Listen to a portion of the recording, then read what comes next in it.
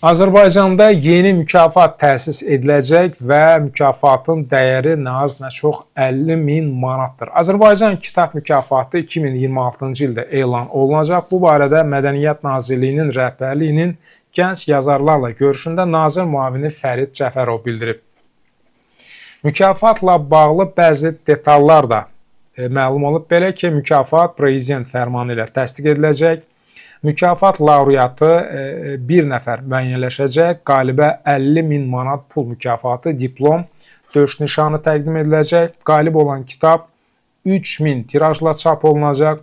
2 ölkədə yayımlanacaq, 4 dilə tərcümə ediləcək və satışı təmin olunacaq. Satışdan gələn gəlir bütövlükdə müəllifə ödəniləcək. Mükafata 2 kateqoriya üzrə əsas qəbulu mümkün olacaq.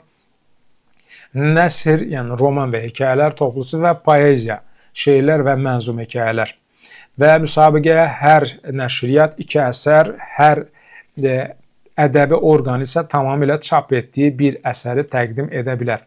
Əsərlərin qiymətləndirilməsi bir neçə mərhələ üzrə aparılacaq. Birinci mərhələdə sentyabr ayında Ekspertlər Şurası tərəfindən 10 əsərdən ibarət uzun siyahı tərtib ediləcək.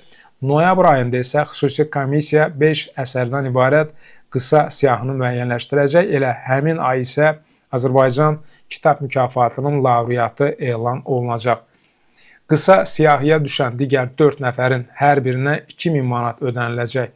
Mükafatın final mərhələsi şou formatında olacaq, canlı yayımlanacaq, səsvermə və nəticə ekranda görünəcək. Dünya şöhrətli yazarlar mərasimdə iştirak edəcək. Qeyd edək ki, yeni təsis ediləcək Azərbaycan Kitab mükafatı Azərbaycan Respublikasında elm və mədəniyyət xadimlərinə verilən dövlət mükafatının ədəbiyyatı kateqoriyasını əvəz edəcək.